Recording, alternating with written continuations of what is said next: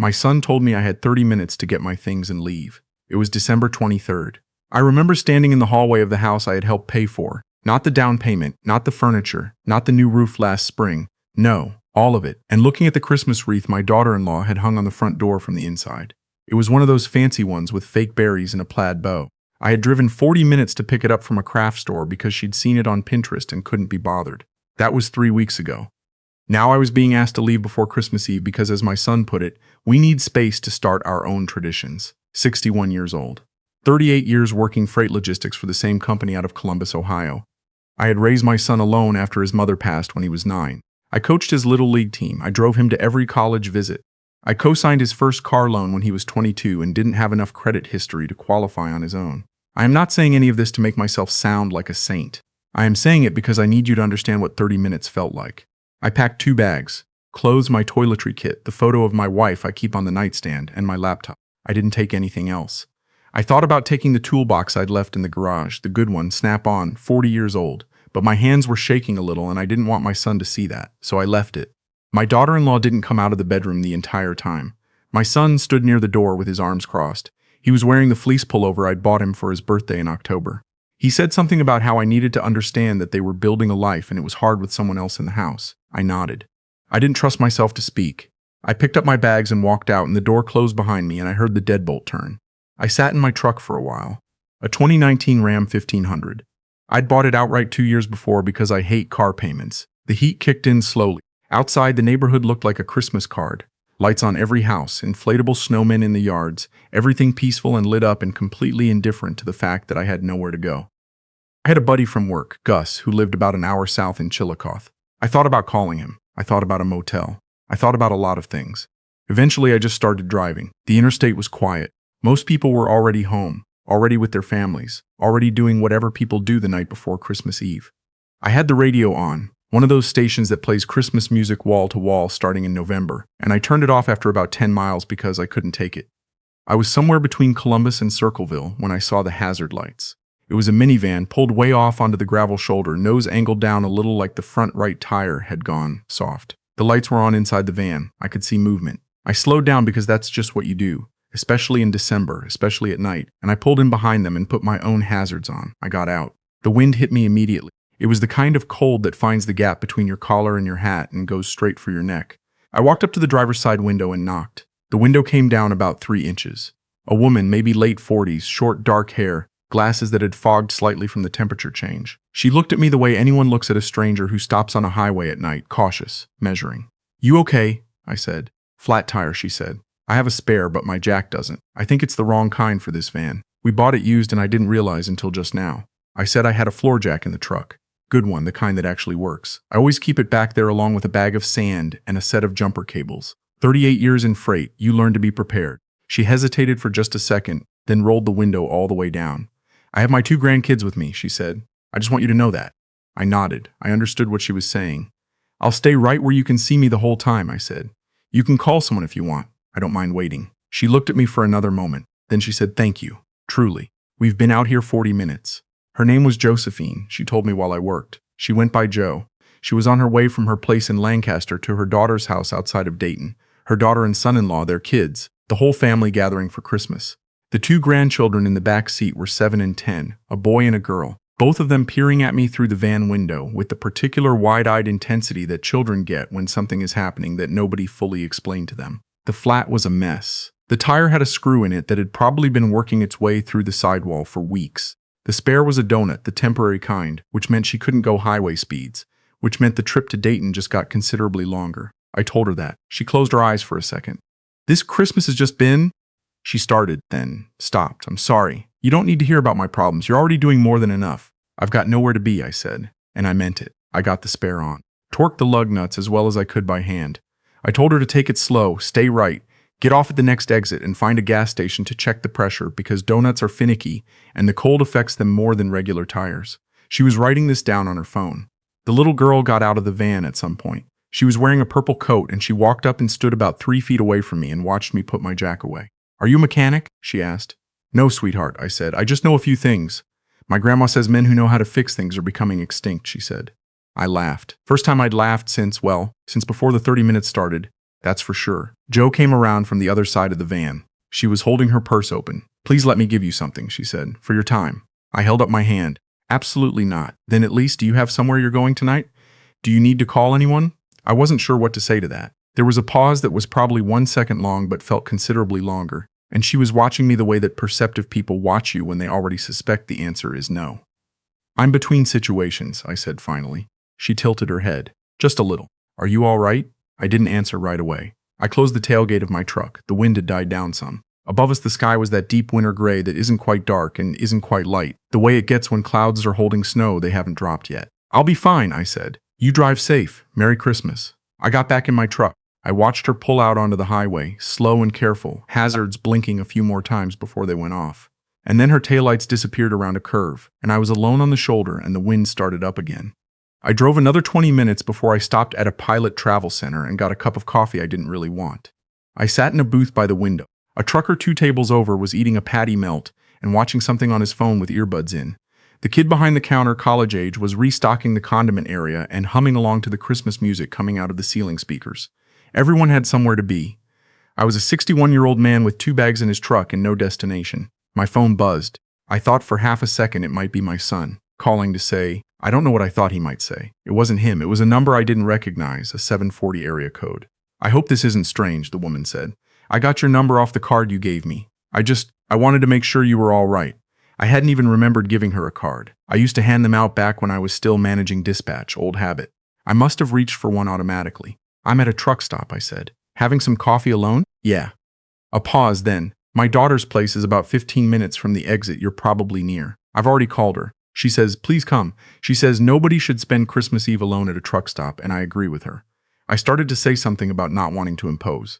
You changed a tire in 20-degree weather for 2 children you'd never met, she said. You wouldn't take $1 for it. The least we can do is offer you a meal. I looked at my coffee. I looked at the trucker with his patty melt.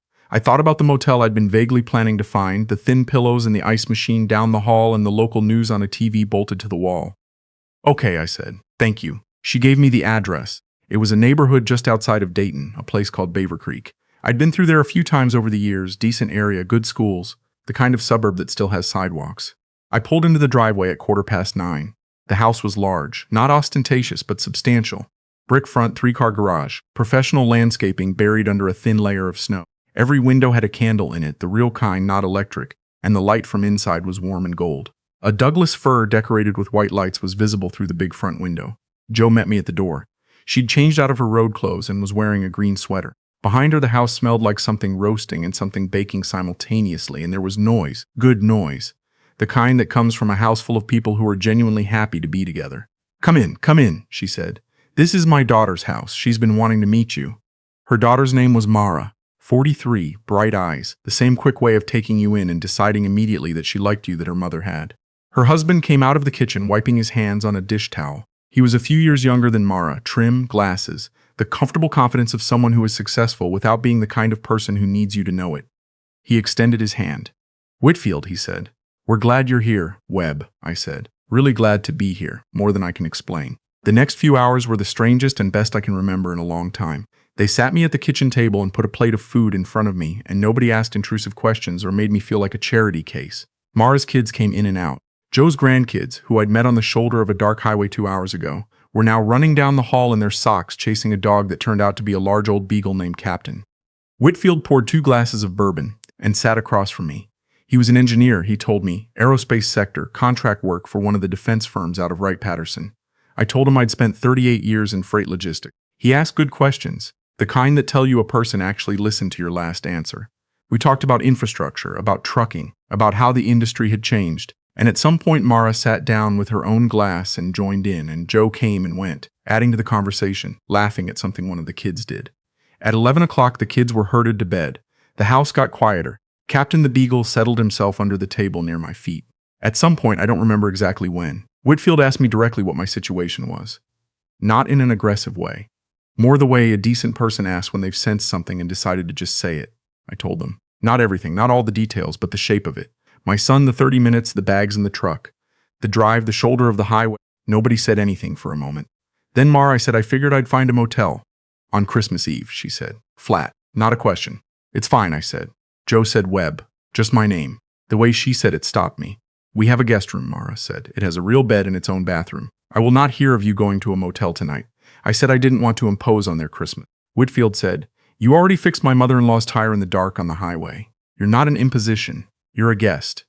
I slept better than I had in months. In the morning there was coffee, and there were children, and there was chaos of the good kind. Wrapping paper and Captain the Beagle stealing a ribbon off a package and someone spilling eggnog and nobody minding much. They set a place for me at the table, like I'd always been there. Mara's older son, who was 10, wanted to tell me about every single present he opened, and I sat and listened to all of it and found that I meant it when I laughed. After breakfast, Whitfield asked if I wanted to take a walk. We went around the neighborhood, just the two of us, while the women cleaned up inside and the kids played with their new things. The snow had finally come overnight, light and dry, and it was the kind of morning where everything looks laundered. He told me they owned a commercial property portfolio. Industrial units, mostly. Warehouse space, light manufacturing leases, a few storage facilities. He'd built it up over 15 years alongside his engineering career. He was at the point where managing it was becoming a part-time job on top of a full-time job, and he'd been looking for someone with operational experience who understood logistics and could work with tenants and contractors and keep the properties humming. "Not a glamour job," he said, "but solid work, stable income, and you'd be your own boss for most of it." I didn't say anything for most of the block. I was looking at the snow on the quiet yards and thinking about the toolbox I'd left in my son's garage. "You don't have to answer now," Whitfield said, "or ever if it's not something you want. You're clearly somebody who knows how to work and knows how to handle situations. Those are not common qualities." "I'll think about it," I said. I stayed through the 26th. Nobody asked me to leave. On the 27th, I got a room at an extended stay place in Dayton while I figured things out. I called Gus in Chillicothe. I talked to an attorney about my situation, about assets, about what I was and wasn't entitled to regarding certain financial commitments I'd made to my son over the years. That was an education. Joe and I had lunch twice that week. She was easy to talk to in the way that people are when they've been through enough life that they've stopped pretending about most things. She'd lost her husband to a heart attack 4 years earlier. She volunteered at a library in Lancaster on Thursdays. She had strong opinions about bad coffee and mild opinions about most other things. I called Whitfield on the 30th. I told him I was interested if the offer still stood. He said it did. I started in February. The job was exactly what he'd described, not glamorous, requiring actual attention to detail, the kind of work where you can see the results of what you do. Tenants called me with problems. I showed up and dealt with them.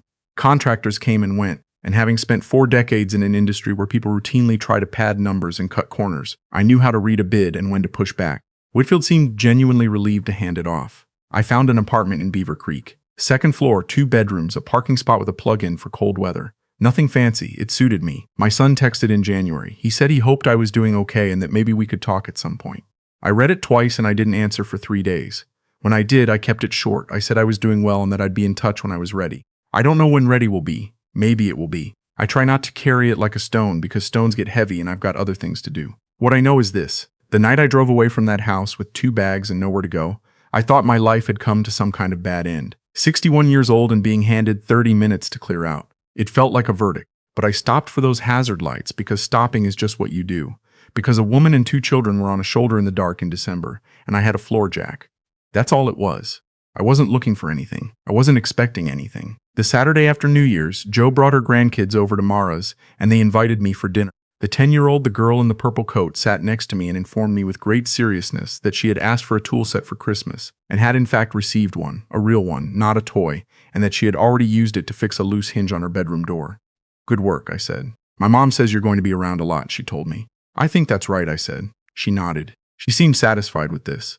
She went back to her dinner. Outside, the neighborhood was lit up the way it had been that first night. Porch lights and a few lingering holiday decorations. The old beagle asleep on the mat by the door. The sound of the kids arguing cheerfully about something in the next room. It was ordinary and warm and completely, unexpectedly mine. I didn't find a new family by looking for one. I found them on the side of the road in the dark with a flat tire and a broken jack, because I had somewhere to be and then suddenly I didn't. And the only thing I knew how to do was stop.